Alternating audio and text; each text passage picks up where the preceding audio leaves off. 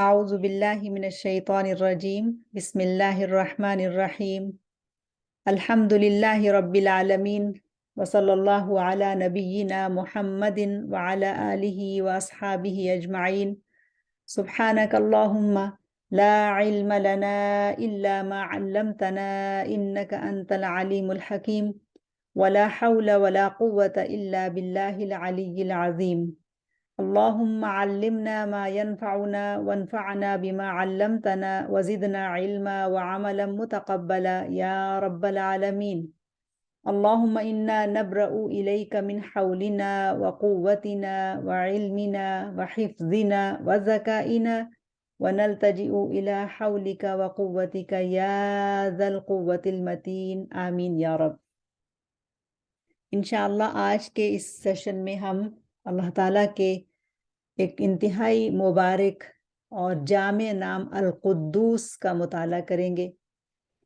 اسم القدوس قرآن مجید میں 2 مرتبہ ذکر ہوا ہے اور دونوں مرتبہ یہ نام الملک کے ساتھ لایا گیا ہے۔ اور آپ کو یاد ہوگا کہ پچھلے سیشن میں ہم نے اللہ سبحانہ و تعالیٰ کے نام المالک، الملک اور الملیک کا مطالعہ کیا تھا، اور مجھے امید ہے کہ ان ناموں کی جو معرفت ہمیں نصیب ہوئی اس معرفت کے ساتھ ہم نے اپنے گزشتہ ایام گزارے ہوں گے، اور اللہ سبحانہ و تعالیٰ کی جو لامحدود وسعت ہے اور اس کی جو شان کریمی ہے اور اس کی جو شہنشاہت ہے، بادشاہت ہے اور قدرت ہے، اس کو ہم نے سیکھنے کے بعد محسوس کیا ہوگا کہ کس طرح سے ہم اس کی بادشاہت میں اپنی زندگی گزار رہے ہیں اور کس طرح کا کنٹرول اس کا ہماری زندگیوں کے اوپر ہے۔ اگر ہم اسم الملک، الملیک کو سامنے رکھیں اور پھر اس کے بعد القدوس کا مطالعہ کریں تو یہ بات سمجھ میں آتی ہے کہ بہت ہی حکمت کے تحت اللہ سبحانہ و تعالیٰ نے دونوں مرتبہ یہ نام الملک کے بعد پیش کیا ہے۔ اور سورہ الحشر کی وہ آیا کہ جس میں اللہ تعالیٰ نے اپنے کئی نام ترتیب سے بیان کیے ہیں، ذکر کیے ہیں، اس میں سے بھی الملک کے بعد القدوس آ رہا ہے۔ سورہ الحشر کی آیا نمبر 23 ہے، هو اللہ الذی لا الہ الا هو الملک القدوس السلام المؤمن المہیمن العزیز الجبار المتکبر سبحان اللہ عما یشرکون۔ اور سورہ الجمعہ کی پہلی آیت میں بھی یہ صفاتی نام الملک کے ساتھ ذکر ہوا ہے، یسبح للہ ما فی السماوات وما فی الارض الملک القدوس العزیز الحکیم۔ تو یہاں 4 نام ذکر ہوئے جس میں نمبر 2 القدوس ہے۔ اللہ ہی کی تسبیح کر رہی ہے ہر وہ چیز جو آسمانوں میں ہے اور ہر وہ چیز جو زمین میں ہے۔ بادشاہ ہے وہ نہایت ہی مقدس، زبردست، حکمت والا۔ اللہ بادشاہ کے صفاتی نام القدوس کی معرفت حاصل کر لینے سے پہلے چند سوالات میں آپ کے سامنے رکھ رہی ہوں، آپ ان سوالات پہ غور کیجئے۔ پہلا سوال، اللہ سبحانہ و تعالیٰ کو پہچاننا، اس کو جاننا، اس کی معرفت حاصل کرنا کیوں ضروری ہے؟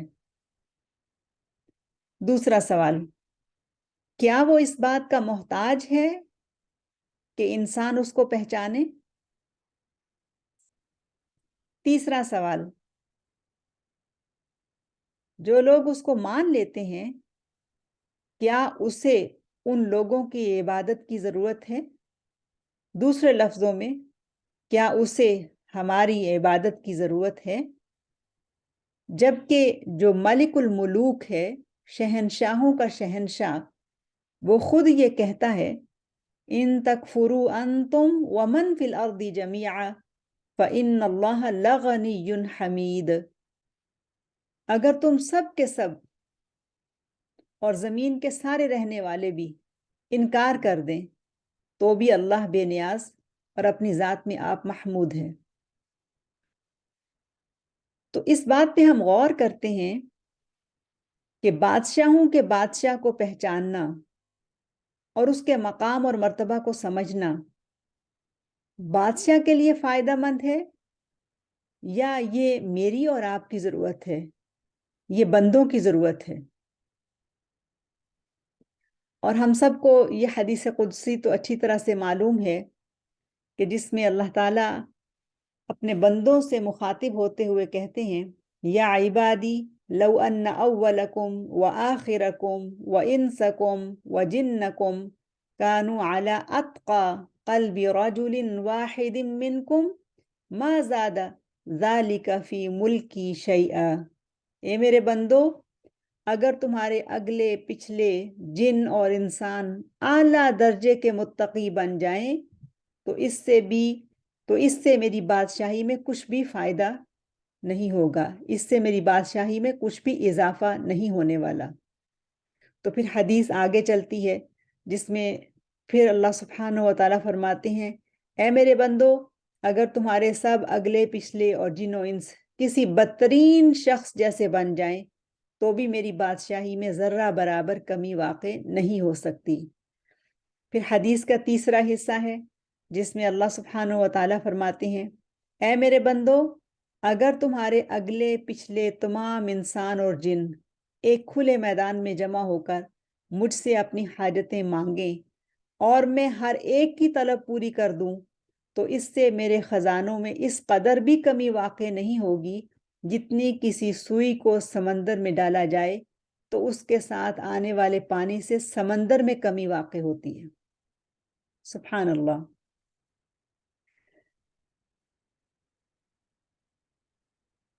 ذرا اس بات پہ سوچئے اور اپنے دل میں ایمان کی حرارت کو محسوس کیجئے، اور اگر ہم اپنے دل میں ایمان کی حرارت پاتے ہیں تو پھر بے اختیار یہ دل پکار اٹھے گا کہ اللہ تعالیٰ کے اسماء و صفات کو پہچاننا اور اس کی معرفت حاصل کرنا ہماری ضرورت ہے۔ کیوں؟ اس لیے کہ ہم اس کے مقام اور مرتبے اور اس کی عظمت کو پہچان کر اس کی عبادت کر سکیں، اس کی اطاعت کر سکیں، اس کے کہے پر چل سکیں۔ اپنے دل اور اپنے ضمیر سے پوچھئے، کیا اسے ہماری عبادت کی ضرورت ہے؟ یہی جواب آئے گا، نہیں، ہرگز نہیں۔ عبادت کے محتاج اور ضرورت مند تو ہم ہیں، تاکہ ہم اپنے مقصد زندگی اور سراغ زندگی کو پا کر اس کی رحمت کو اپنی طرف متوجہ کر سکیں، اور ہمیں یہ زندگی سعادت کی زندگی نصیب ہو اور ہمیں آخرت کی زندگی فلاح و کامیابی کی زندگی نصیب ہو جائے۔ اللہ سبحانہ و تعالیٰ فرماتے ہیں سورہ ہود آیہ نمبر 119 میں 119، إِلَّا مَن رَحِمَ رَبُّكَ وَلِذَلِكَ خَلَقَهُمْ وَتَمَّتْ كَلِمَةُ رَبِّكَ لَأَمْلَأَنَّ جَهَنَّمَ مِنَ الْجِنَّةِ وَالنَّاسِ أَجْمَعِينَ۔ گمراہی سے صرف وہی لوگ بچیں گے جن پر تیرے رب کی رحمت ہے، اور اسی کے لیے تو اس نے انہیں پیدا کیا، یعنی آزادی انتخاب اور اختیار اور امتحان، اسی لیے تو انسان کو پیدا کیا گیا۔ اور تیرے رب کی وہ بات پوری ہو گئی جو اس نے کہی تھی کہ میں جہنم کو جنوں اور انسانوں سے بھر دوں گا۔ یہ چند سوالات تھے جو میں نے آپ کے سامنے رکھے اس مبارک نام کے مطالعہ سے پہلے، لیکن چند اور سوالات بھی میں آپ کے سامنے رکھ رہی ہوں، ان کے جوابات پر بھی سوچنا ہوگا۔ رحمان الرحیم رب، جس کے بارے میں ہم نے جانا کہ وہ تو مخلوق پر رحم کرنا پسند کرتا ہے، اچھا، اگر وہ مخلوق پر رحم کرنا پسند کرتا ہے اور اس نے اپنی رحمت کو ہر چیز پر پھیلا رکھا ہے، تو پھر دوسرا سوال یہ ہے کہ انسان اس کی رحمت کا حقدار کیسے بن سکتا ہے؟ تو میرا خیال ہے ہمارا جواب یہی ہوگا کہ اس کی رحمت کو پانے کے لیے ضروری ہے کہ ہم اس کی اطاعت کریں، اس کی عبادت کریں، دل کو اس کی محبت سے آباد کریں، اپنے عقائد کو، خیالات کو اور جسم و جان کو پاکیزہ بنائیں، صاف ستھرا کریں، اور ان سب چیزوں کی جو بنیاد ہے، جو اصل ہے، وہ ہے دراصل یقین کی دولت۔ اگر انسان کے پاس یقین کی دولت ہے، ایمان کی دولت ہے، تو پھر یہ سب کچھ کرنا آسان ہو جاتا ہے۔ اور جب کوئی بھی بندہ یا بندی یہ سب کچھ کرنے لگ جاتا ہے تو پھر اللہ تعالیٰ کی رحمت سے وہ ہمیشہ کی ابدی سعادت سے ضرور ہمکنار ہوتا ہے، اور یہ اللہ تعالیٰ کا وعدہ ہے اور اس کے وعدے سچے ہیں۔ اور حقیقت یہ ہے کہ دنیا کی زندگی میں ہم جس بھی جمع پونجی کو، جس سرمایہ کو، جس طرح کی سیونگ کو اپنی عقل کے مطابق اپنے لیے فائدہ مند سمجھتے ہیں، وہ حقیقت میں فائدہ مند نہیں ہے۔ اصل میں جو سرمایہ ہے ایک مومن کا اور ایک مومنہ عورت کا، وہ دراصل اعمال صالحہ ہی ہیں۔ یہی وہ سرمایہ ہے، یہی وہ دولت ہے جو اس کے ساتھ رہے گی، باقی سب کچھ پیچھے رہ جانے والا ہے۔ اور پیاری ساتھیوں، یہ بھی حقیقت ہے کہ انسان کو کتنی بھی لمبی عمر مل جائے، چاروں ناچار اسے ملک الملوک کی طرف جانا ہے۔ اور حقیقت بھی یہی ہے کہ جس لمحے انسان کو قبر میں لٹایا جائے گا تو اسے آواز دی جائے گی، عبدی رجعوا وترکوک، اے میرے بندے، وہ لوٹ گئے اور انہوں نے تمہیں چھوڑ دیا، وفی التراب دفنوک، اور مٹی میں انہوں نے تجھے دفن کر دیا، وَلَوْ بَقَوْا مَعَكَ مَا نَفَعُوكَ، اور اگر وہ تمہارے ساتھ ٹھہر بھی جاتے تو تمہیں کوئی بھی نفع نہ پہنچا سکتے۔ وَلَمْ يَبْقَ لَكَ إِلَّا أَنَا، اب دیکھ تمہارے پاس کون ہے، میرے علاوہ تمہارے پاس کوئی نہیں ہے۔ وَأَنَا الْحَيُّ الَّذِي لَا يَمُوتُ، اور میں الحی ہوں جسے کبھی موت نہیں آئے گی۔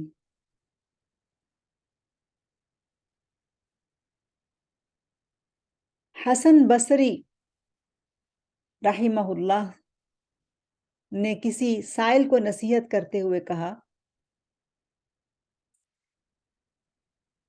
کہ میری اس بات کو اچھی طرح سمجھ لو کہ تمہارا ایک ساتھی ہے جو تمہارے ساتھ دفن ہوگا،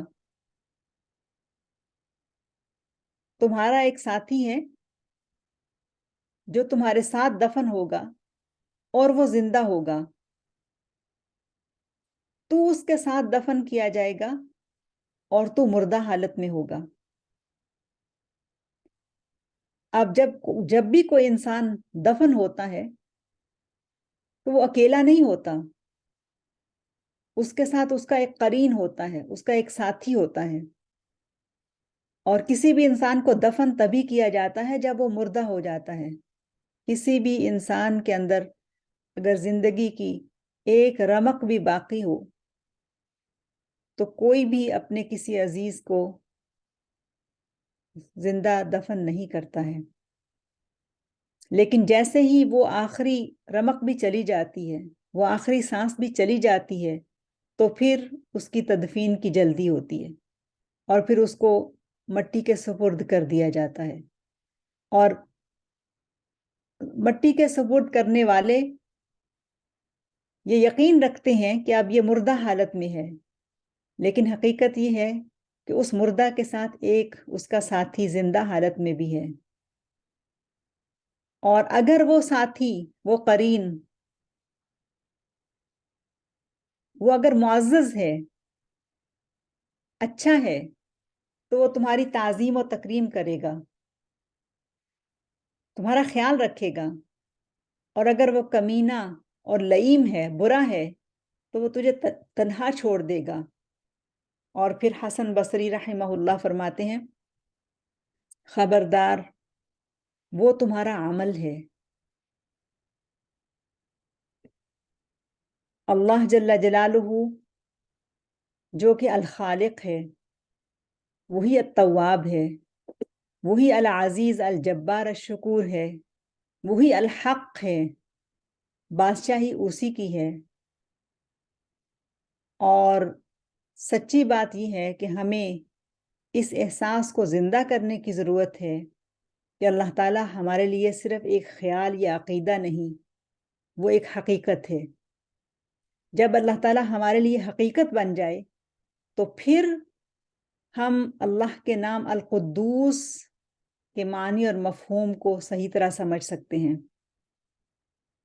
تو اب یہ جو نام ہے القدوس، عجب نام ہے، یہ اللہ تعالیٰ کے لیے خاص ہے۔ جیسے اللہ تعالیٰ کا اسم الذات اللہ اس کے لیے خاص ہے، جیسے اللہ تعالیٰ کا صفاتی نام الرحمن اس کے لیے خاص ہے، ایسے ہی القدوس اس کے لیے خاص الخاص نام ہے۔ مخلوق کا نام نہیں ہو سکتا، مخلوق کا اس نام کے اندر کوئی حصہ نہیں ہے۔ اور یہ نام دراصل فعول کے وزن پر ہے، قدوس، فعول۔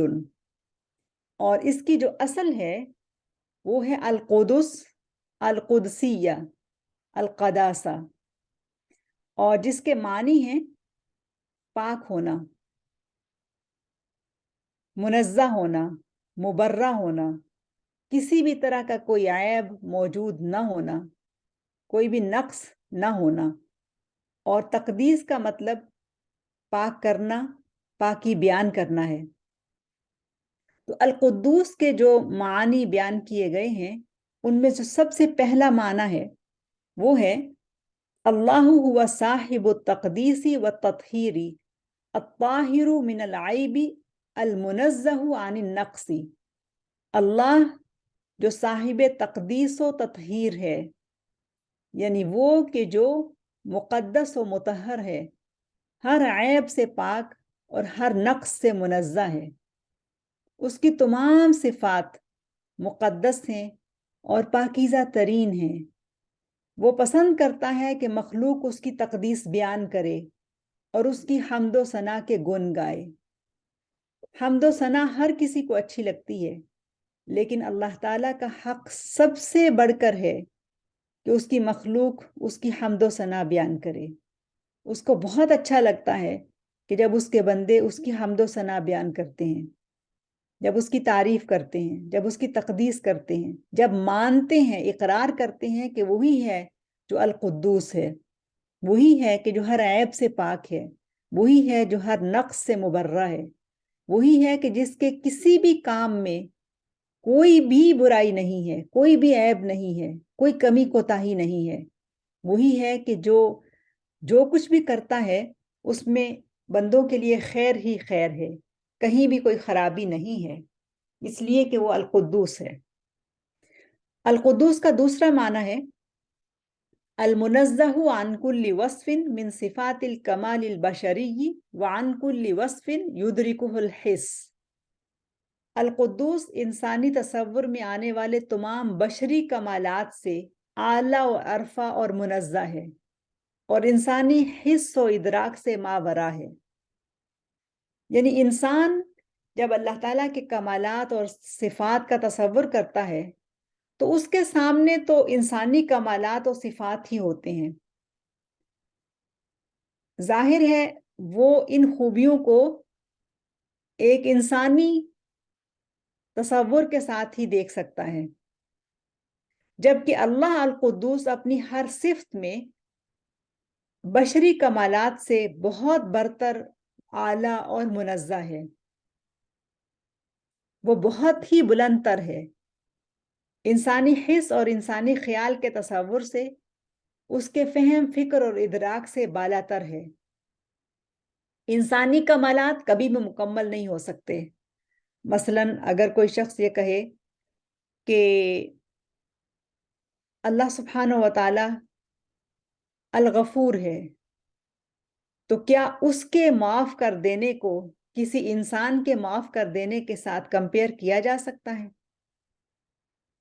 جس طرح کا معاف وہ کرتا ہے، جس طرح کا رحم وہ کرتا ہے، جس طرح کا عفو وہ کرتا ہے، جس طرح کی محبت وہ کرتا ہے، جس طرح سے خیال وہ رکھتا ہے، جس طرح سے رزق وہ دیتا ہے، جس طرح سے زندگی وہ دیتا ہے، جس طرح سے موت وہ دیتا ہے، یعنی جو اس کے کمالات ہیں، کیا اس کے کمالات کا، کیا اس کی مہارتوں کا انسان کے کمالات اور انسان کی مہارتوں کے ساتھ کوئی مقابلہ ہو سکتا ہے؟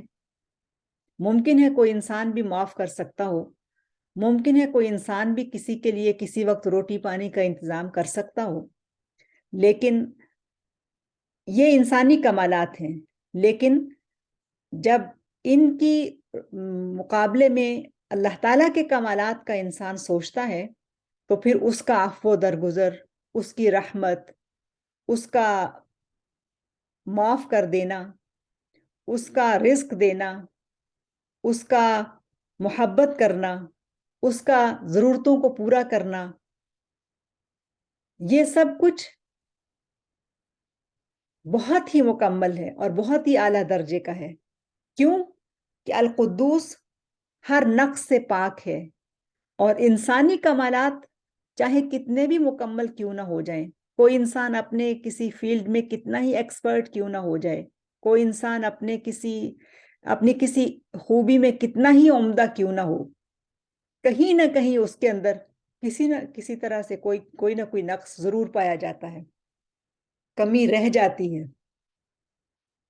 اب اس کو ایک مثال سے سمجھتے ہیں کہ اس کا کیا مطلب ہے کہ القدوس انسانی تصور میں آنے والے تمام بشری کمالات سے اعلیٰ اور عرفہ ہے، اور انسانی حس و ادراک سے ماورا ہے، اس سے اوپر ہے۔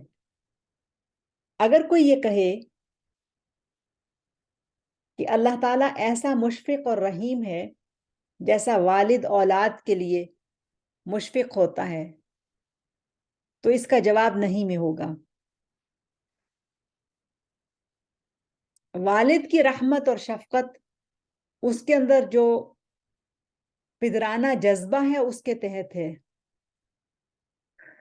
والد اس لیے شفقت کرتا ہے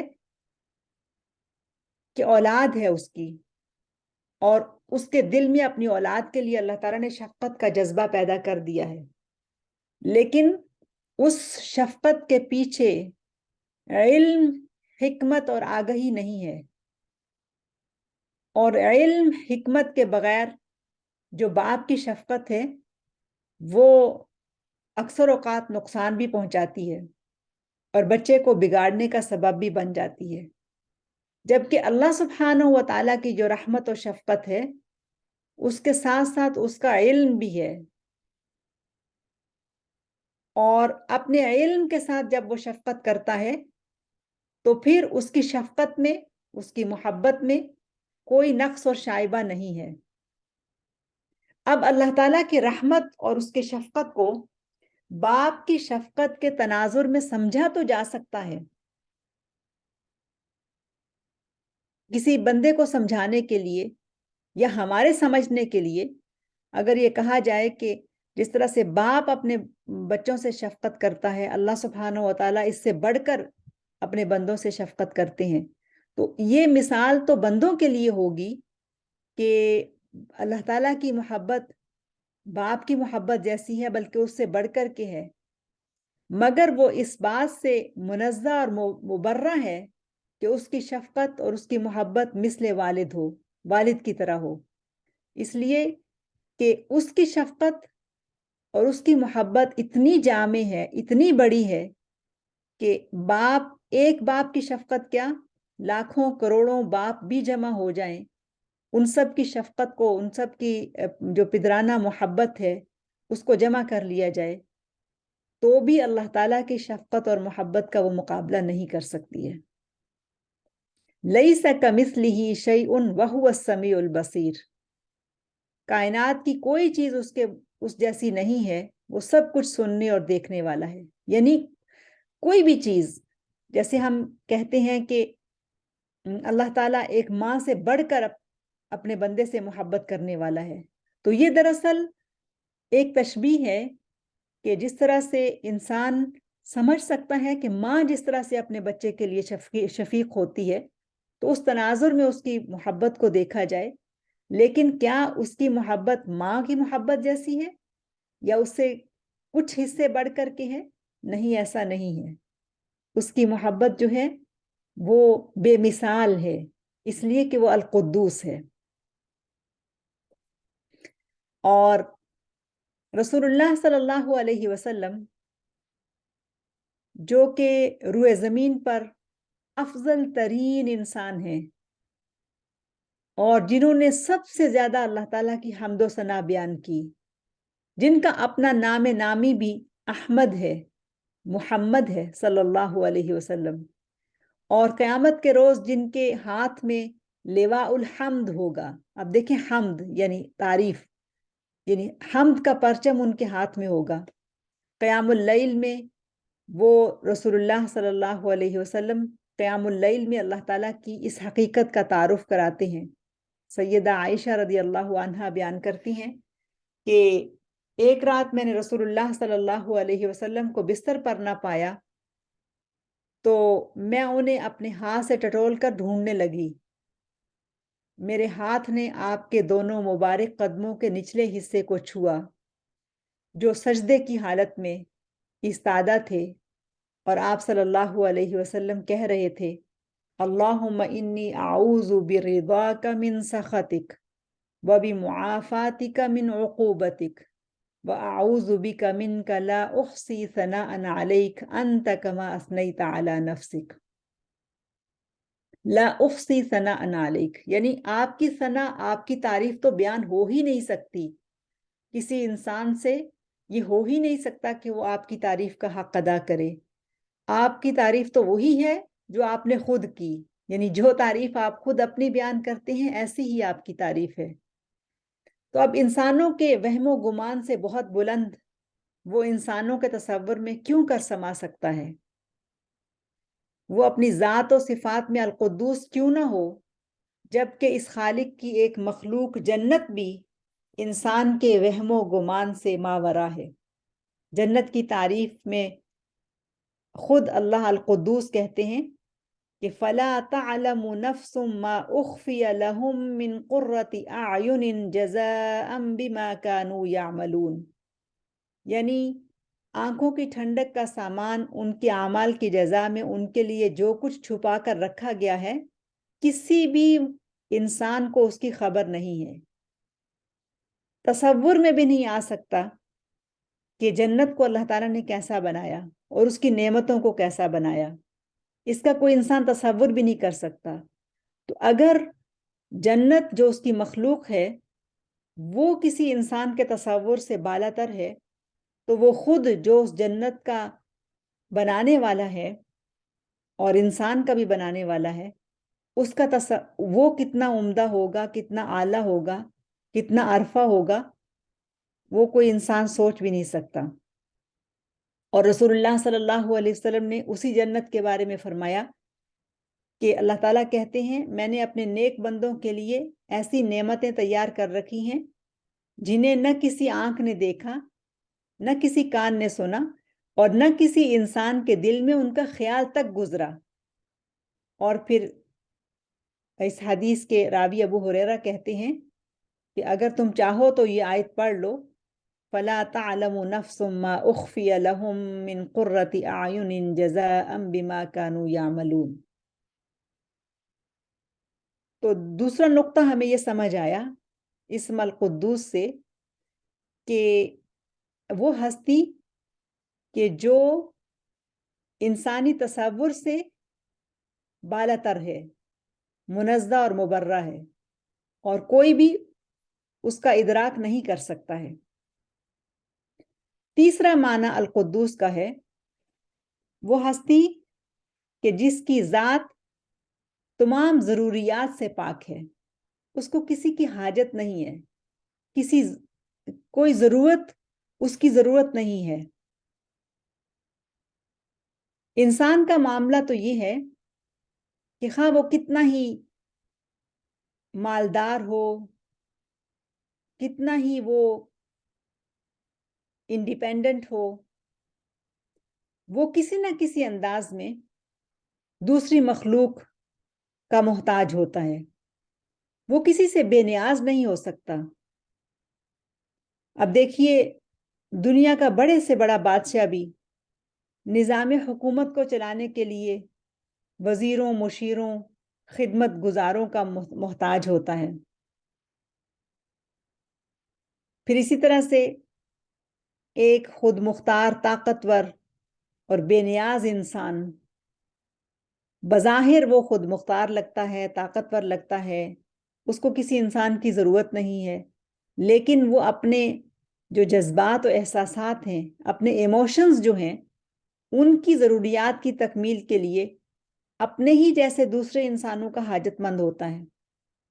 اس کو خوشی منانے کے لیے کسی کی ضرورت ہوتی ہے، تو غم کا بوجھ ہلکا کرنے کے لیے بھی اسے کسی کا کندھا چاہیے ہوتا ہے۔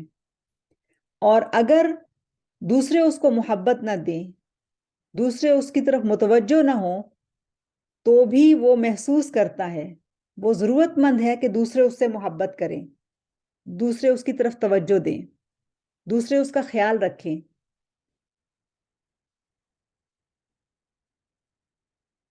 خلیفہ ہارون رشید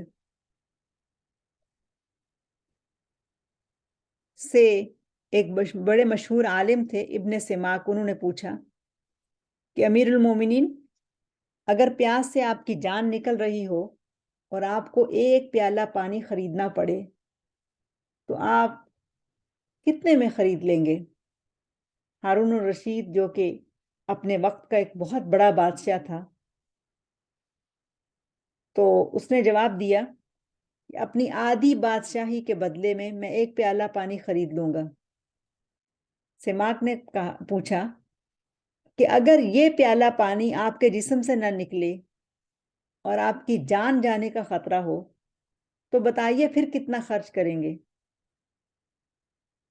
تو ہارون الرشید نے جواب دیا، اپنی جان بچانے کی خاطر تو میں اپنی پوری سلطنت قربان کر سکتا ہوں۔ ابن سماک نے کہا، جس بادشاہی کی قیمت صرف ایک پانی کا پیالہ ہو، کیا وہ اس لائق ہے کہ اس میں مسابقت کرنے سے گریز کیا جائے؟ یہ ہے انسان کی حقیقت، کہ وہ کتنا بھی پاورفل، کتنا بھی طاقتور، کتنا بھی بے نیاز کیوں نہ ہو جائے، لیکن وہ پھر بھی محتاج ہے، پھر بھی وہ کمزور ہے۔ اور کیوں نہ ہو، اللہ القدوس ہی نے تو فرمایا ہے، خلق الانسان ضعیفا، انسان کو تو کمزور پیدا کیا گیا ہے۔ اب دیکھیں، ان چند الفاظ میں خلق الانسان ضعیفا میں انسان کی اصل حقیقت بتا دی گئی ہے۔ انسان خواہ کیسا ہی خود مختار، طاقتور کیوں نہ ہو، ہمیشہ محتاج ہے، اور ہمیشہ محتاج رہتا ہے۔ وہ محتاج ہے ہوا کا، وہ محتاج ہے پانی کا، وہ محتاج ہے خوراک کا، وہ محتاج ہے امن، صحت اور عافیت کا، وہ محتاج ہے دوسروں کی محبت اور توجہ کا، وہ محتاج ہے ہمدردی اور غمگساری کا۔ اور اللہ سبحانہ و تعالی وہ ہر شے سے اور ہر حاجت سے بے نیاز اور بے پرواہ، اپنی ذات میں القدوس ہے۔ ذرا سوچیں تو، اگر ہمارے پاس سب کچھ موجود ہو لیکن صرف آکسیجن ہم سے روک دی جائے تو ہمارا کیا حال ہو جائے گا؟ اسی لیے اللہ القدوس یہ کہتا ہے، یا ایھا الناس انتم الفقراء الی اللہ واللہ هو الغنی الحمید۔ اے لوگو، تم سب کے سب اللہ کے محتاج ہو، اور اللہ وہ خود اپنی ذات میں الغنی، حمید ہے۔ تو معلوم ہوتا ہے کہ القدوس وہ ہستی ہے جو اپنی ذات میں، اپنی صفات میں ہر شے سے بے نیاز ہے، اور وہ خود قابل ستائش ہے۔ وہ اپنی ذات میں خود قابل ستائش ہے، اس لیے کہ وہ خود الصمد ہے، الفرد ہے، جس نے خود کو تمام ضروریات سے اور حاجات سے منزہ کر لیا۔ وہ زمان و مکان سے ماورا ہے، گردش زمانہ انسانوں پر اثر کرتی ہے، اس پر اثر انداز نہیں ہوتی ہے، وہ مسبب الاسباب ہے اور اسباب اس کی قید میں ہیں، بلکہ ہر شے اس کے دست قدرت میں ہے۔ اور القدوس کا ایک اور معنی ہے، وہ کہ جو اپنی ذات میں قدوس تو ہے ہی، مگر وہ اپنے فرما بردار بندوں کو بھی پاکیزہ کرتا ہے۔ اب یہ نقطہ بھی بہت اہم ہے کہ القدوس کے ساتھ جڑ جانے والے، اللہ تعالیٰ کے نام القدوس کی معرفت حاصل کر لینے والے، اللہ تعالیٰ القدوس سے محبت کرنے والے جو لوگ ہوتے ہیں، اس کے بندے وہ دراصل قدوسی ہوتے ہیں، اور جو قدوسی صفات والے انسان ہوتے ہیں، ان کی نیتیں، ان کی فکریں، ان کے خیالات، وہ اللہ تعالیٰ القدوس انہیں پاکیزہ کرتا رہتا ہے، اور وہ لوگ اپنی نیتوں کو، اپنے خیالات اور افکار کو پاکیزہ کرنے کی کوشش کرتے رہتے ہیں، اور اپنے دلوں کو وہ پاک رکھنے کی کوشش کرتے ہیں، اپنے دلوں کو کینہ سے پاک رکھتے ہیں، اپنے دل کو کھوٹ سے پاک رکھتے ہیں، نفرت سے پاک رکھتے ہیں، جلن اور حسد سے پاک رکھنے کی کوشش کرتے ہیں، اور ان کے سینے نور ایمان سے منور رہتے ہیں، ان کے دل سلیم ہوتے ہیں، ان کی زبان پاکیزہ ہوتی ہے، ان کا لباس پاک صاف ہوتا ہے، ان کی خوراک حلال اور طیب ہوتی ہے، ان کی خلوت ان کی جلوت سے زیادہ صاف ستھری ہوتی ہے، ان کا ظاہر ان کے باطن سے زیادہ اجلا ہوتا ہے، اور ان کا باطن ان کے ظاہر سے بھی زیادہ اجلا ہوتا ہے۔ وہ لوگ جن کی جوانیاں بے داغ ہوتی ہیں، جن کا بڑھاپا روشن ہوتا ہے، اور ان کے کان ایسے ہیں کہ وہ باطل یا ناحق بات یا جھوٹ یا غیبت، برائی سننے سے بہرے ہوتے ہیں، ان کے کان بہرے نہیں ہیں، لیکن یہ جو قدوسی لوگ ہیں، جو القدوس کے بندے ہیں، وہ ایسے ہو جاتے ہیں کہ ان کے کان باطل سننے سے بہرے ہو جاتے ہیں، اور ان کی بینائی ٹھیک ہے، لیکن ان کی آنکھیں حرام دیکھنے سے نابینا ہو جاتی ہیں۔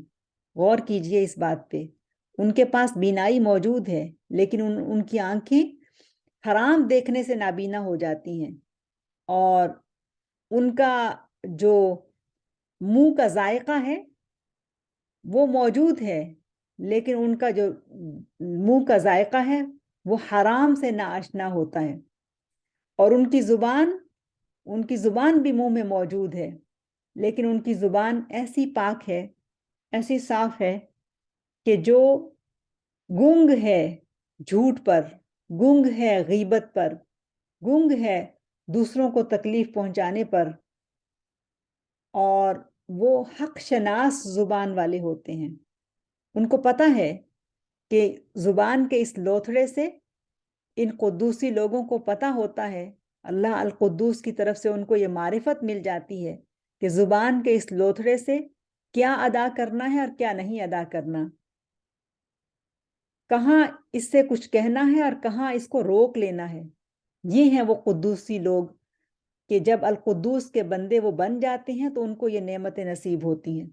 تو اللہ القدوس، چونکہ وہ خود القدوس ہیں، اس لیے وہ ان قدوسی لوگوں کو پاک کرتا رہتا ہے، اور یہی قدوسی لوگ ہیں کہ جن کے جسم حرام لذتوں سے دور رہتے ہیں۔ یہ قدوسی لوگ کہ جب اللہ القدوس کے ساتھ اپنا تعلق بنا لیتے ہیں، اس کو جان جاتے ہیں، اس سے محبت کرنے لگ جاتے ہیں، اس کو پہچان لیتے ہیں، تو پھر لوگوں کے ساتھ بھی ان کا میل جول بہت سلجھا ہوا اور شائستہ ہوتا ہے، اور رب کے ساتھ جو تعلق ہے وہ تو بہرحال بہت ہی اعلیٰ ہوتا ہے، اور یہی متقین ہیں، مؤمنین ہیں، ابرار اور صالحین ہیں، جن کے لیے القدوس نام بہت اہمیت والا نام ہے۔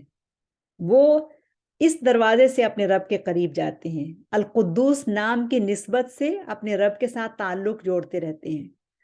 ہماری زندگی میں جب کوئی اعلیٰ سٹیٹس کا کوئی بندہ ہو کسی اعلیٰ پوزیشن پہ ہو، اعلیٰ، دیکھیں چھوٹی سی اگر بات لے لیں کہ کوئی علم میں اعلیٰ مرتبے والا ہے یا کوئی معاشی طور پر ایک اعلیٰ مقام رکھتا ہے، فائنینشلی وہ اعلیٰ مقام رکھتا ہے، تو اس کے ساتھ نسبتیں لوگ ڈھونڈتے ہیں کہ فلاں جو ہے نا، فلاں اس طرح سے وہ میرے تعلق میں ہے، فلاں میرے فلاں دوست کا دوست ہے یا اس کا جاننے والا ہے. تو اس تعلق کے اندر انسان، اس نسبت کے اندر انسان عزت ڈھونڈ رہا ہوتا ہے. اس تعلق کے پیچھے انسان ایک اور طرح سے وابستگی ڈھونڈ رہا ہوتا ہے، مدد اور معاونت ڈھونڈ رہا ہوتا ہے. اب ذرا سوچئے کہ اگر کوئی بندہ اللہ القدوس کے ساتھ تعلق جوڑ لے، اس کے ساتھ دوستی ہو جائے، القدوس کے ساتھ دوستی ہو جائے، تو پھر یہ تعلق اس کا کتنا کام کا ہوگا، اس کو کتنی اس کی طرف سے مدد ملے گی، کتنی تائید و نصرت ملے گی. اور القدوس ہی ہے جو ان قدوسی لوگوں کو سنبھالے رکھتا ہے، قدم قدم پہ ان کی مدد کرتا ہے. اور کیسے مدد کرتا ہے؟ ایسے مدد کرتا ہے کہ وہ ان کے ہاتھ بن جاتا ہے جن سے وہ پکڑتے ہیں، وہ ان کے پاؤں بن جاتا ہے جن سے وہ چلتے ہیں، اور ان کی زبان بن جاتا ہے جن سے وہ بولتے ہیں. اس طرح سے وہ ان کی حفاظت کرتا ہے کہ وہ الہادی ہر قدم پر، ہر مرحلے پر ان کی مدد کے لیے، ان کی رہنمائی کے لیے ان کے پاس موجود ہوتا ہے. اور پھر وہ سمجھ جاتے ہیں اس بات کو جو کہی گئی کہ وَهُوَ مَعَكُمْ أَيْنَمَا كُنْتُمْ، جہاں کہیں بھی تم ہو وہ تمہارے ساتھ ہے، اور وہ اس کے ساتھ کو محسوس کرتے ہیں.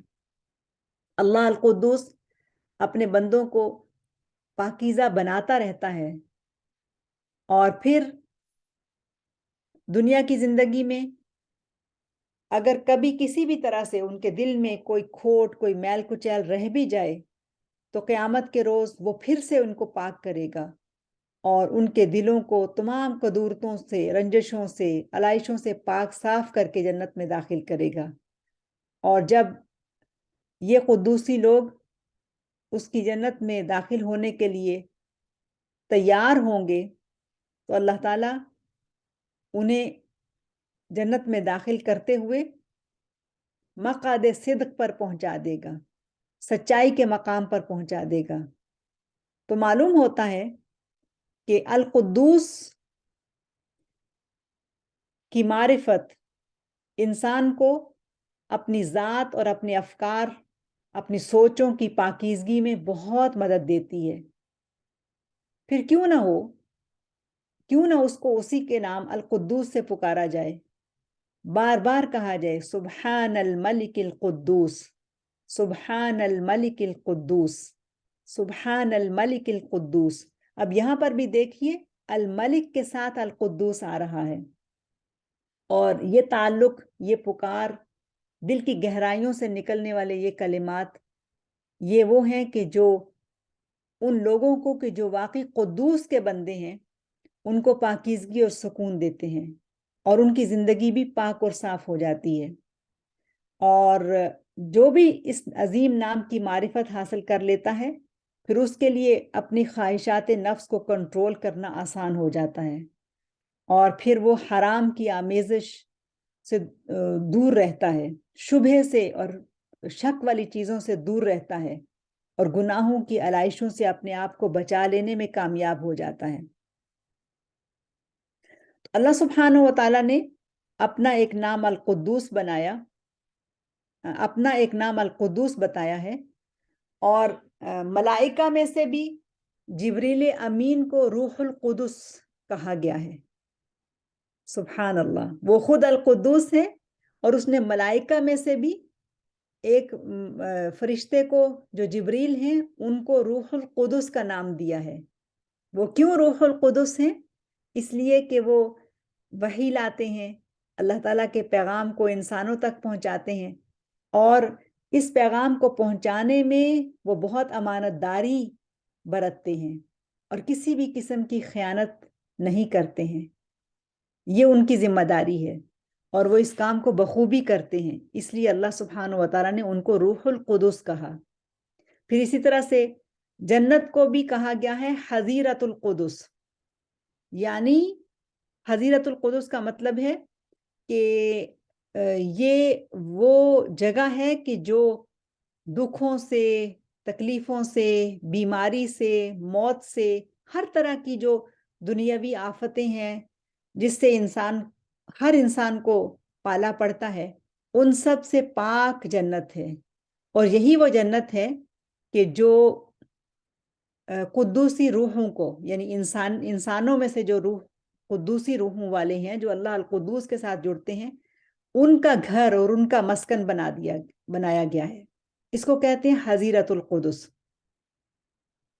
اور یہ بات ہم سب کو معلوم ہے کہ جنت اللہ سبحانہ و تعالیٰ کی بہت بڑی نعمت ہے، اور اللہ تعالیٰ جنت کے ذریعے سے لوگوں کے اوپر رحم کرے گا، یعنی ان کو جنت دے کر ان کے اوپر رحم کرے گا۔ اس کے رحم کی ایک شکل یہ بھی ہے کہ اس نے ان کے لیے جنت تیار کر رکھی ہے اور اس کا وعدہ بھی کر رکھا ہے۔ تو حسن بصری رحمہ اللہ فرماتے ہیں کہ 3 نعمتیں دنیا میں نہیں ہیں، 3 نعمتیں دنیا میں نہیں ہیں۔ اب ذرا اندازہ لگائیے کہ اگر ہم نعمتوں کو گننے لگیں تو کتنی بے شمار نعمتیں دنیا میں موجود ہیں، ایک انسان گن بھی نہیں سکتا۔ لیکن 3 نعمتیں ایسی ہیں جو دنیا میں نہیں ہیں۔ ایک ہے ہمیشہ کی زندگی، وہ دنیا میں نہیں ہے۔ دوسرا ہے رحمان کا پڑوس اور اس کا دیدار، یہ دنیا میں نہیں ہے۔ اور تیسرا دکھ، درد، غم اور بیماریوں سے نجات، یہ بھی دنیا میں نہیں ہے۔ سبحان اللہ۔ اب یہ 3 نعمتیں جو دنیا میں نہیں ہیں، یہ دراصل آخرت میں اللہ تعالیٰ کے پاس جنت میں موجود ہیں۔ تو اس لیے جنت کو حظیرۃ القدس کا نام دیا جاتا ہے۔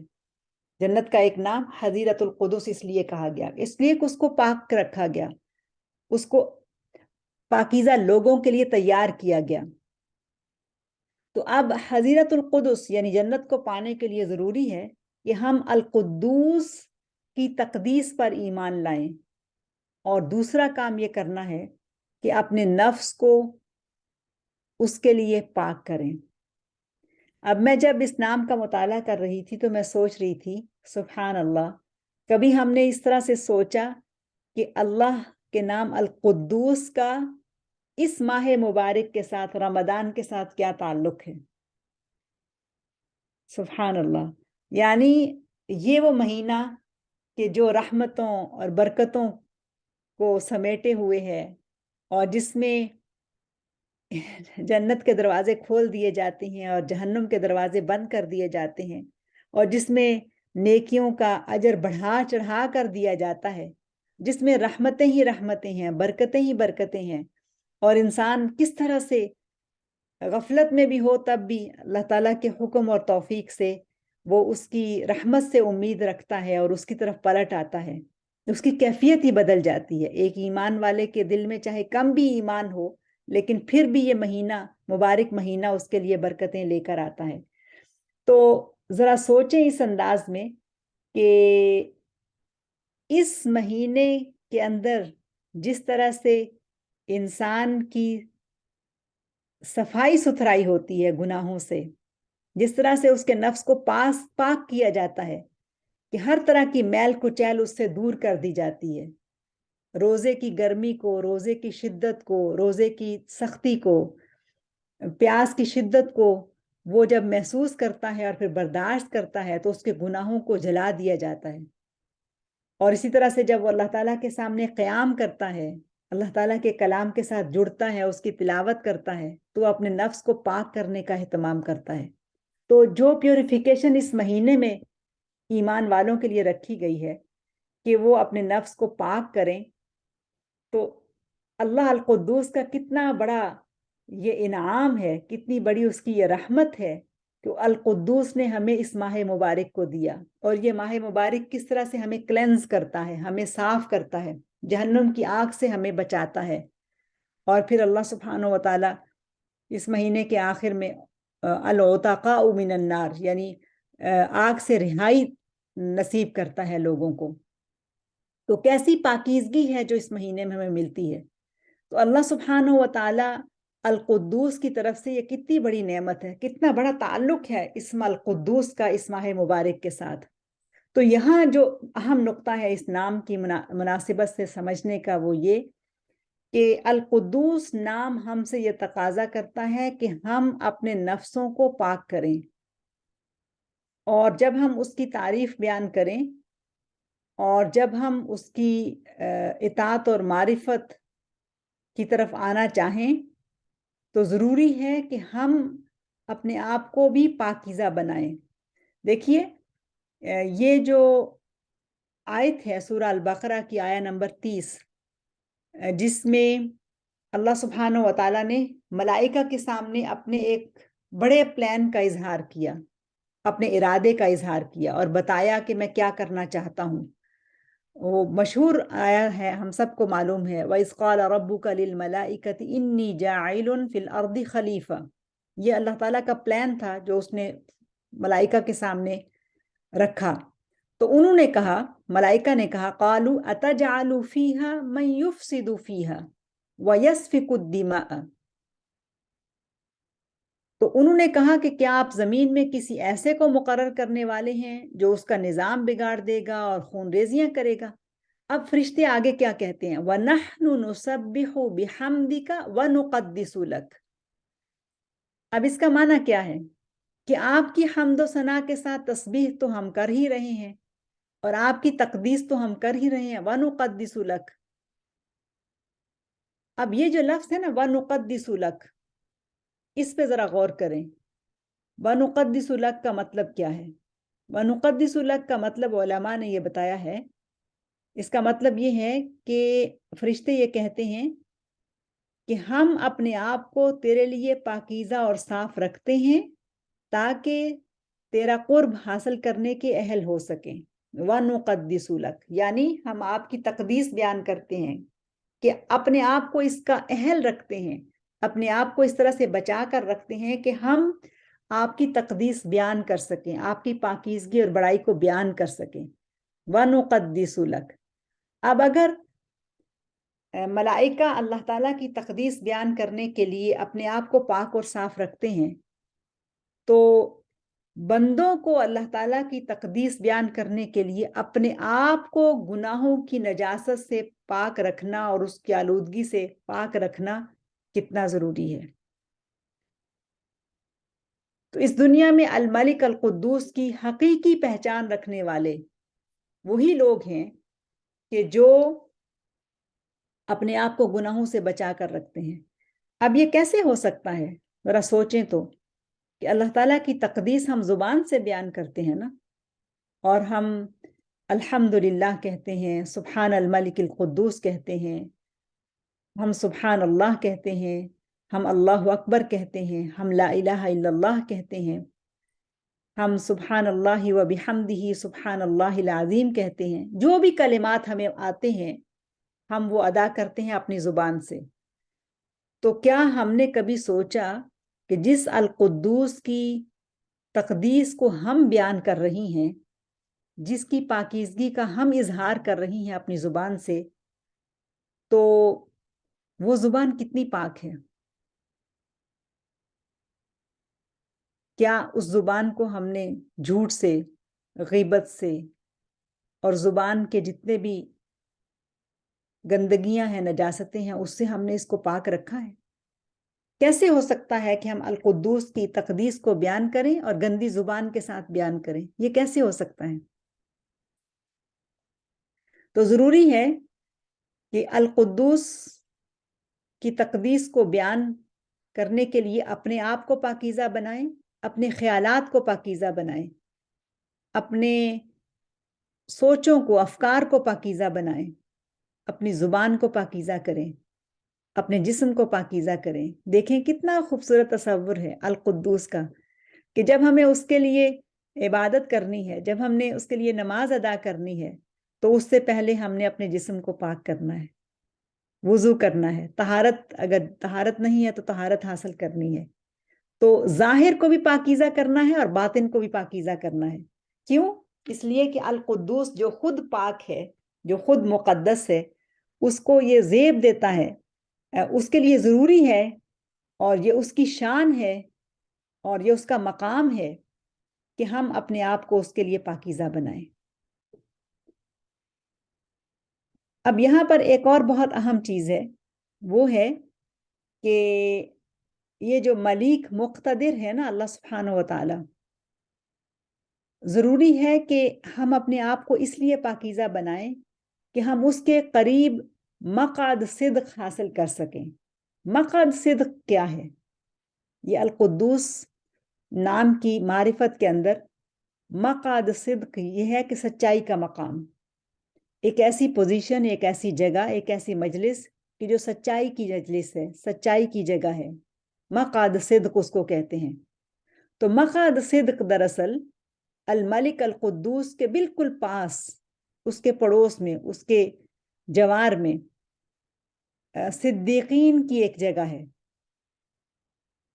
جو صدیق لوگ ہیں، صدیقین جو ہیں، آپ کو پتہ ہے کہ انبیاء کے بعد صدیقین کا مرتبہ آتا ہے. اولئک الذین انعم اللہ علیہم من النبیین والصدیقین، اس کے بعد الشہداء والصالحین ہے. تو یہ سیکنڈ رینکنگ ہے، سیکنڈ پوزیشن ہے انبیاء کے بعد صدیقین کی. تو صدیقین کا جو مقام جنت میں رکھا گیا ہے اس کا نام ہے مقعد صدق. اور یہ وہ جگہ ہے کہ جو بہت بہترین جگہ ہے، بہت عزت کی جگہ ہے. اور یہ وہ جگہ ہے کہ جہاں پر کوئی بیہودہ بات، کوئی لغو، کوئی ایسی دل دکھانے والی گفتگو کسی انسان کو سننے کو نہیں ملے گی، اور نہ ہی وہاں پر کوئی گناہ کا کام ہوگا. دیکھیں، یہ جو ایک نعمت ہے نا کہ ہم ایک ایسے ماحول میں رہیں کہ جہاں پر جو کچھ بھی ہم سنیں اس میں کوئی بھی ایسی بات نہ ہو کہ جو ہمیں ہرٹ کرنے والی ہو. یہ کتنی بڑی نعمت ہے کہ جہاں ہم رہ رہے ہیں ہمارے ارد گرد کوئی بھی بندہ ہم سے کوئی ایسی بات نہ کہے کہ جو ہمیں ہرٹ کرے. یہ کتنی بڑی نعمت ہے. اور دیکھ لیں اپنی زندگی میں، جیسے ہم کس لیے دکھی رہتے ہیں، اور ہمارے دکھوں کا ایک بہت بڑا سبب اور ایک بڑی وجہ یہ ہے، وہ دراصل دکھی کرنے والی گفتگو جو ہمیں سننے کو ملتی ہے. کسی نے کوئی ایسی بات کہہ دی، اور وہ ہمارے ارد گرد کوئی بھی ہو سکتا ہے، کبھی ہمارے بچے ہو سکتے ہیں، کبھی ہمارا شوہر ہو سکتا ہے، کبھی ہمارا کوئی اور عزیز رشتہ دار ہو سکتا ہے جو ہم سے ایسی بات کہتا ہے کہ جو دکھی کر دینے والی ہے، تو ہم اس سے کتنا ہرٹ ہوتے ہیں. اور اسی طرح سے جب ہم القدوس کے بندے بنیں تو پھر ہم بھی کوئی ایسی گفتگو نہ کریں کہ جو دوسروں کو دکھی کرنے والی ہو. اگر ایسا ماحول ہمیں مل جائے کہ جس میں کوئی بیہودہ بات نہ ہو، دل دکھانے والی کوئی گفتگو نہ ہو، کوئی گناہ کا کام نہ ہو، تو کیسا پاکیزہ ماحول ہے یہ.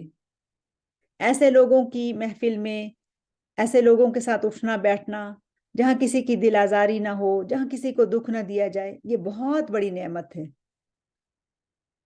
اور القدوس کی جنت کے اندر جو صدیقین کا مقام ہے، یہ دراصل وہ جگہ ہے جہاں یہ سب کچھ ہوگا. یعنی کوئی دل آزاری نہیں ہوگی، اور کوئی کسی کو دکھ نہیں دیا جائے گا، کوئی غلط کام نہیں ہوگا.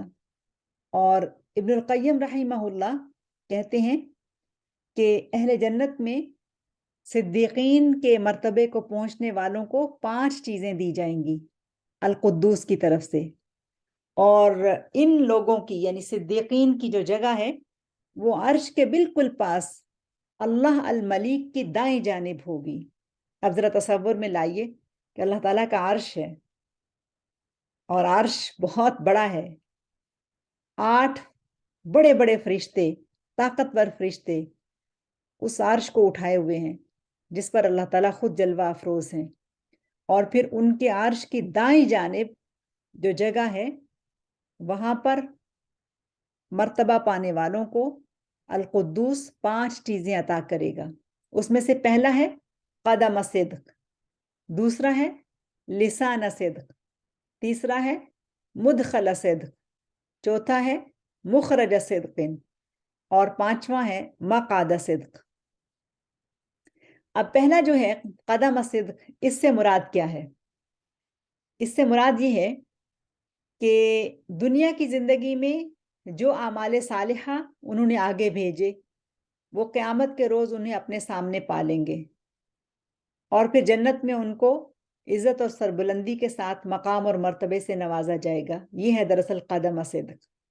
اور ابھی اس سیشن کے شروع میں آپ سے یہ کہا گیا کہ جب انسان اس دنیا سے جاتا ہے تو مردہ حالت میں جاتا ہے، لیکن جو اس کا قرین ہے، اس کا جو ساتھی ہے، وہ زندہ ہوتا ہے.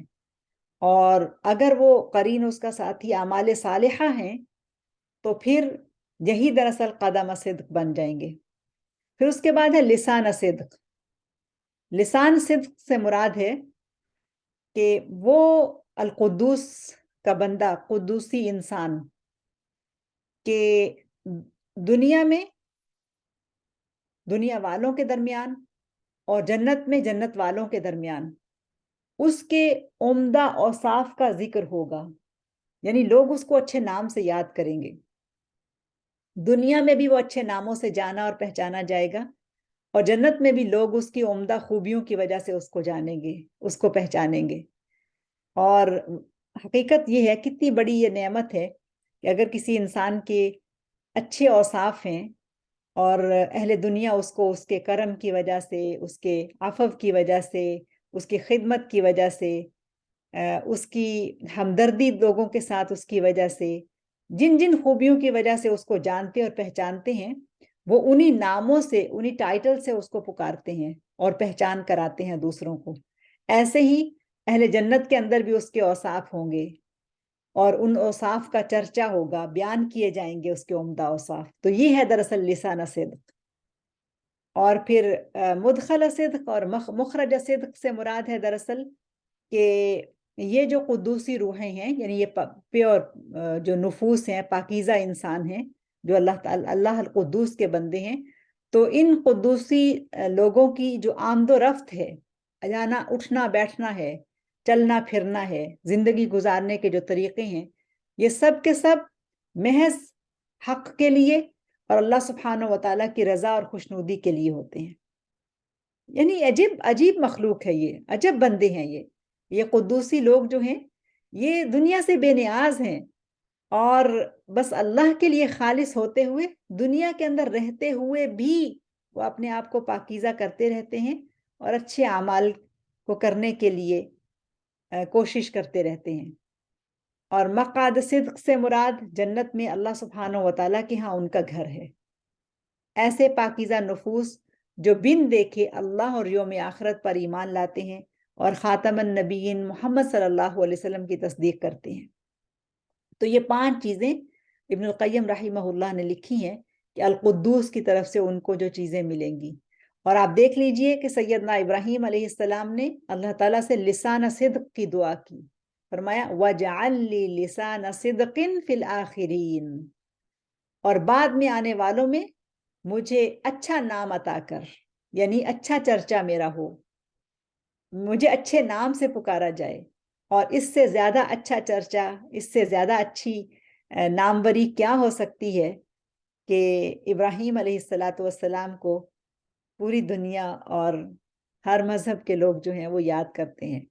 اور خاص طور پر جب ہم درود ابراہیمی پڑھتے ہیں تو اس میں جب کہتے ہیں اللہم صلی علی سیدنا محمد، اور پھر ساتھ کہتے ہیں کہ کما صلیت علی ابراہیم وعلی آل ابراہیم انک حمید مجید. تو اس طرح سے یہ جو سچی ناموری جس کی دعا اللہ تعالیٰ سے کی تھی انہوں نے، کیسے ان کو عطا ہوئی ہے. رسول اللہ صلی اللہ علیہ وسلم کو بھی یہ دعا سکھائی گئی ہے، اور یہ دعا ہم سب کو بھی یاد کرنی چاہیے، اور یہ بہت اہم دعا ہے. وَقُلْ رَبِّ أَدْخِلْنِي مُدْخَلَ صِدْقٍ وَأَخْرِجْنِي مُخْرَجَ صِدْقٍ وَاجْعَلْ لِي مِن لَّدُنْكَ سُلْطَانًا نَصِيرًا. اور اے نبی صلی اللہ علیہ وسلم، یعنی محمد صلی اللہ علیہ وسلم، آپ دعا کیا کیجئے کہ اے میرے رب، مجھ کو جہاں بھی تو لے جا، سچائی کے ساتھ لے جا، اور جہاں سے بھی نکال سچائی کے ساتھ نکال، اور اپنی طرف سے ایک اقتدار کو میرا مددگار بنا دے۔ اور اس دعا کی ایک تفسیر یہ بھی ہے کہ اس سے مراد دراصل کسی بھی انسان کا جو اللہ القدوس کا بندہ ہے اور اس کی پہچان حاصل کر لیتا ہے، اس کا مطلب یہ ہے کہ اس کی چلت پھرت، یعنی اس کا چلنا پھرنا، اس کی آمد و رفت، سب کچھ محض اللہ تعالیٰ کی رضا کے لیے ہوتا ہے۔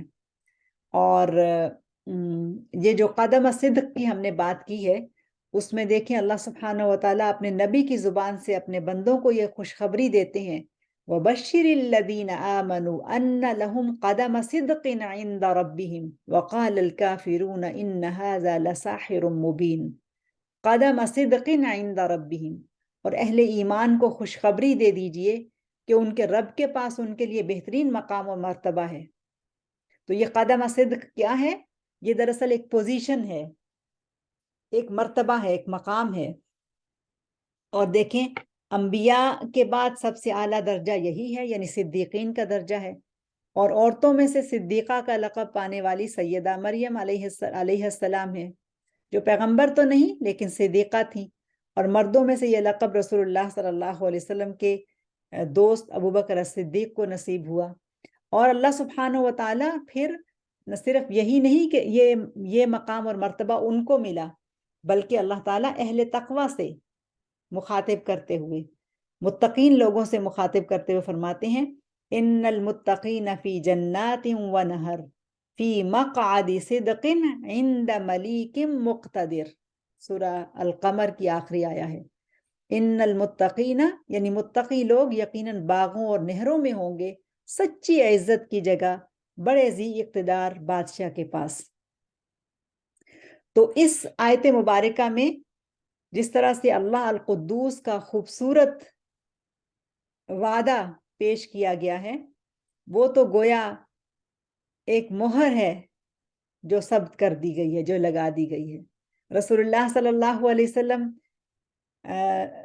رات کی تنہائی میں اللہ القدوس کے سامنے جب سجدے میں ہوتے تو پھر اللہ تعالیٰ کو اس نام سے پکارا کرتے تھے، سبحان الملک القدوس، سبحان الملک القدوس۔ اب یہی جو ہم نے ایک پہلے نقطہ القدوس کے نام کی وضاحت میں پڑھا ہے، وہ یہ کہ ہمیں یعنی اہل ایمان کو اللہ القدوس کے ساتھ تعلق قائم کرنے کے لیے اپنے آپ کو پیور کرنا ہے، اپنے آپ کو صاف بناتے رہنا ہے۔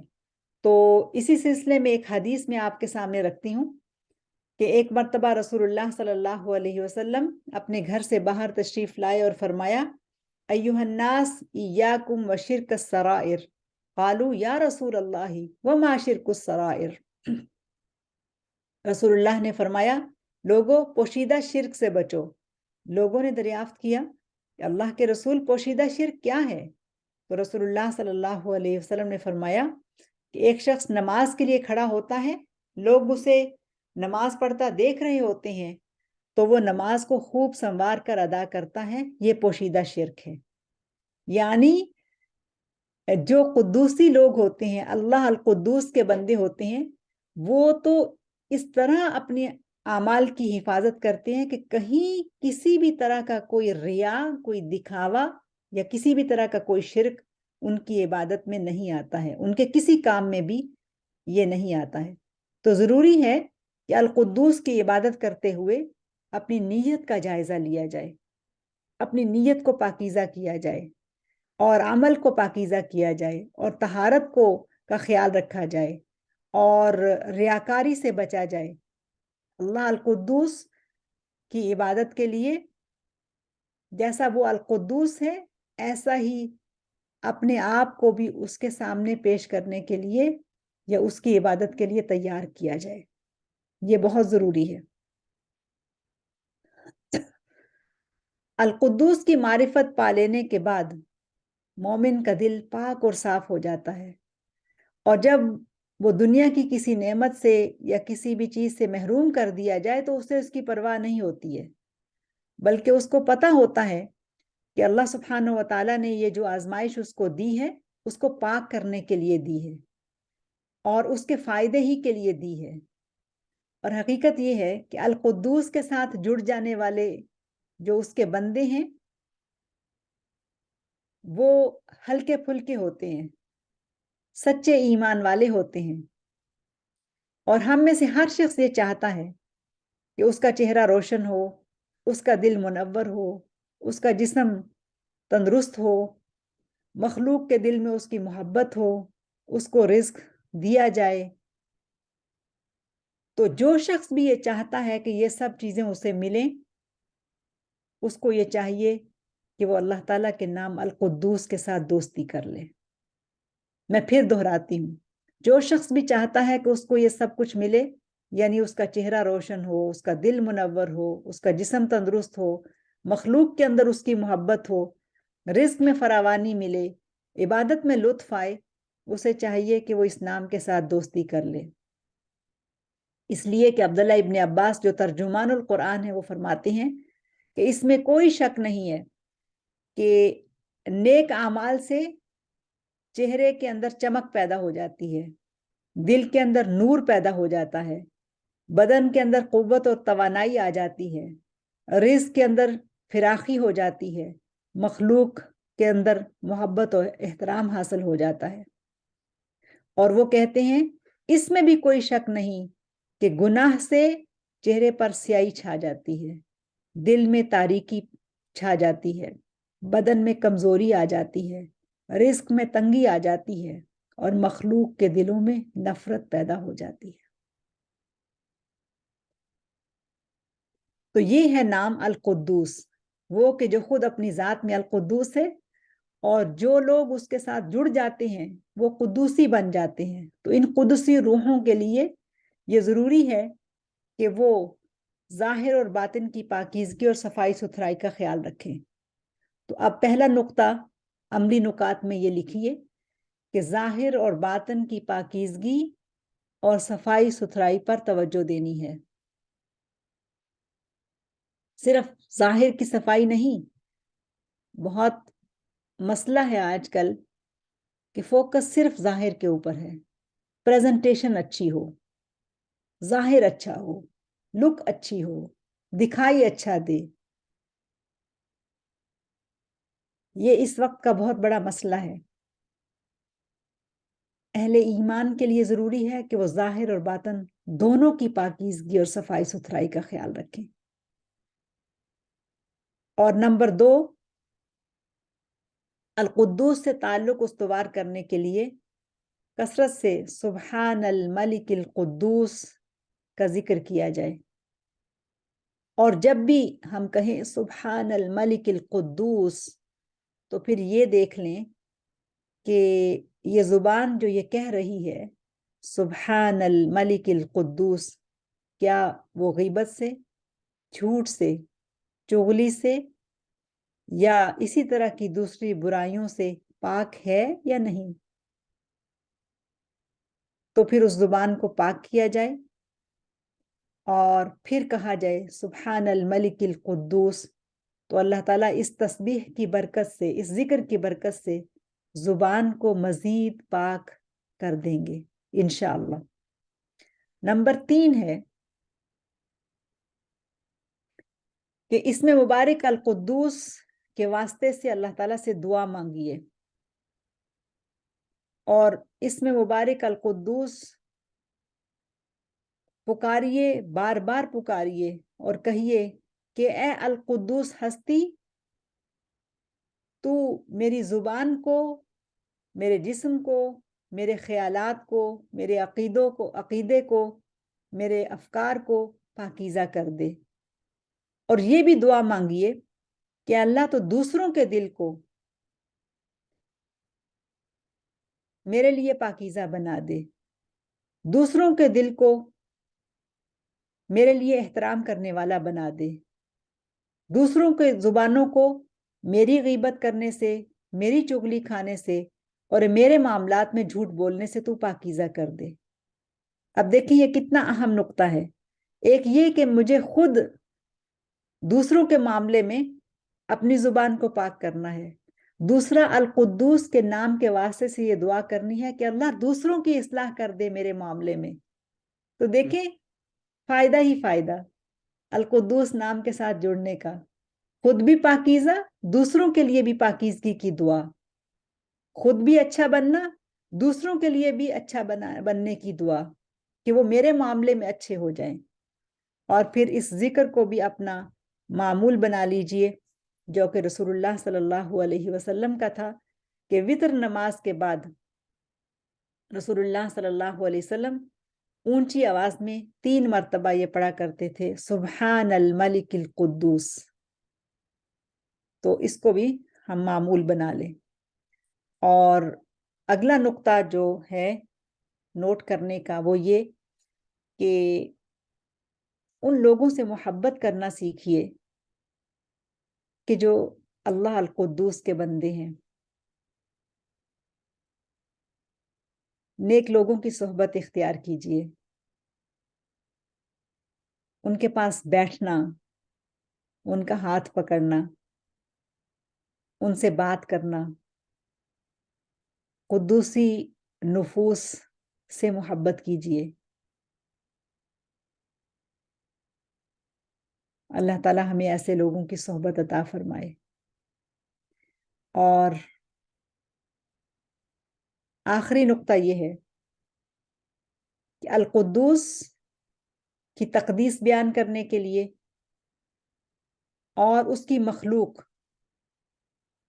کے بارے میں بات کرتے ہوئے دونوں معاملات میں زبان کی پاکیزگی کا خاص طور پر اہتمام کرنا ہے. اگر ہمیں اللہ القدوس کی تقدیس بیان کرنی ہے، اس کی ثنا، اس کا مجد، اس کی حمد، اس کی تعریف بیان کرنا ہے، تو اس کے لیے بھی زبان کو پاکیزہ کرنا ہے. اور اس کی مخلوق کے بارے میں جب بات کرنی ہے تو بھی اپنی زبان کو پاکیزہ بنانا ہے. اور اس نام کی جو معرفت ہے سبحان اللہ، اگر یہ ہمیں مل جائے تو کوئی وجہ نہیں ہے کہ ہماری اصلاح نہ ہو، ہماری زبان پاکیزہ نہ ہو جائے. اس لیے کہ ہم نے القدوس کے ساتھ نسبت لگائی، ہم اس کے ساتھ جڑے، ہم نے اس کے ساتھ دوستی کی ہے، ہم اس کی آغوش میں گئے ہیں، ہم اس کی رحمت کے سائے میں بیٹھے ہیں. پھر کیسے ہو سکتا ہے کہ نجاست ہم سے دور نہ ہو، ہم پاکیزہ نہ ہو، گندگی ہم سے دور نہ ہو جائے، گناہوں کی بدبو ہمارے پاس سے آتی رہے؟ یہ کیسے ہو سکتا ہے؟ القدوس کے بندے ایسے نہیں ہوتے ہیں. اور یاد رکھیے کہ یہ جو جسمانی امراض ہیں نا، یہ تو موت کے ساتھ ہی ختم ہو جاتے ہیں. جس طرح کی بھی کوئی بیماری لگی ہے کسی انسان کو، بیماری دکھ دیتی ہے، بیماری تکلیف دیتی ہے، لیکن یہ جو جسمانی مرضیں ہیں یہ موت کے ساتھ ہی ختم ہو جاتی ہیں. لیکن جو قلبی امراض ہیں یہ موت کے بعد زیادہ تکلیف دہ ہوتے ہیں. جسم کو لگے روگ موت کے ساتھ ہی ختم ہو جاتے ہیں. دل کو، روح کو لگی ہوئی بیماریاں اور روگ یہ مرنے کے بعد زیادہ تکلیف دیتے ہیں. اور اتنی خوبصورت بات میرے اور آپ کے رب نے ہمیں بتا دی، قد افلح من زکاہا وقد خاب من دساہا. یہ تھا مختصر تعارف اللہ تعالیٰ کے مبارک نام القدوس کا. مجھے امید ہے کہ جہاں یہ نام مبارک اتنا وسعت والا، اتنا شان والا، اتنا خوبصورت اور پاکیزہ نام ہے، وہاں یہ مبارک مہینہ بھی جس میں ایک انسان کے لیے، بندہ مومن کے لیے تطہیر کا، تذکیر کا بہت بڑا سامان ہے. تو اس کی نسبت سے انشاءاللہ ہم اس نام کی معرفت کے ساتھ اپنے اس ماہ مبارک کے بقیہ ایام کو گزارنے کی کوشش کریں گے، اور پھر ان مبارک دنوں میں اتنی تربیہ لے لیں گے، اتنی ٹریننگ حاصل کر لیں گے کہ باقی کے مہینوں میں بھی اور پھر باقی کی زندگی میں بھی یہ میرے اور آپ کے کام آئے. اللہ تعالی ہم سب کو عمل کی بہترین توفیق نصیب فرمائے. آمین. سبحانک اللہم و بحمدک نشہد ان لا الہ الا انت نستغفرک و نتوب الیک. بسم اللہ الرحمن الرحیم والعصر ان الانسان لفی خسر الا الذین آمنوا وعملوا الصالحات وتواصوا بالحق وتواصوا بالصبر۔ السلام علیکم ورحمۃ اللہ وبرکاتہ۔